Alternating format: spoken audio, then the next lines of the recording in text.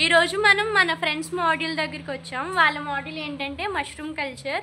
ఈ రోజు వాళ్ళు ఏం చేశారో అడిగి తెలుసుకుందాం. అని ఫస్ట్ మేము కట్ చేసుకుంటాం 2 to 4 ఇంచెస్. ఇక్కడ మేము ఆ ప్యాడీ స్ట్రాని కట్ చేసిన దాన్ని బకెట్స్లో వేసి స్టెరిలైజేషన్ కార్బన్ డైఆక్సైడ్ వేసి మనం దాన్ని ఒక 1 day మనం ఉంచిన తర్వాత దాన్ని మేము ఇక్కడ షేడ్ డ్రై చేస్తున్నాం. మార్నింగ్ మనం స్టెరిలైజ్ చేసుకున్న ప్యాడీ స్ట్రాని ఇలా ఒక ప్లాస్టిక్ బ్యాగ్లో పెట్టుకోవాలి.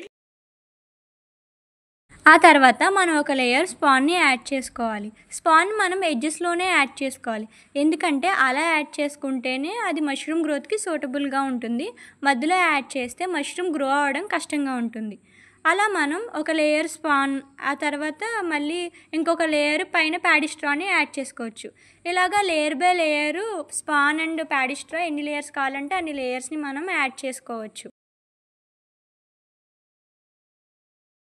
మనం కంటామినేషన్ అవాయిడ్ చేయడం కోసం ప్రతి స్టెప్కి ముందు మనం హ్యాండ్స్ని స్టెరిలైజ్ చేసుకుంటూ ఉండాలి.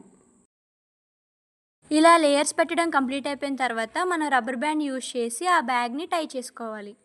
డార్క్ రూమ్లో 20 to 24 degrees సెంటిగ్రేడ్స్ ఆ 26 degrees సెంటిగ్రేడ్స్లో ఉంచుతాం. 80 to 85 రిలేటివ్ హ్యూమిడిటీలో ఉంచాలి.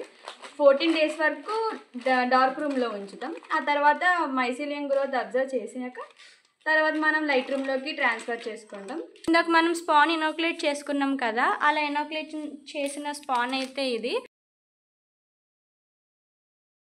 సో గైస్, మనం ఇప్పటి వరకు స్పాన్ ఎలా ఇనోక్యులేట్ చేసామో చూసాం కదా. నెక్స్ట్ వీడియోలో అందులోంచి మష్రూమ్ ఎలా గ్రో అయిందో చూద్దాం. అంతవరకు బాయ్.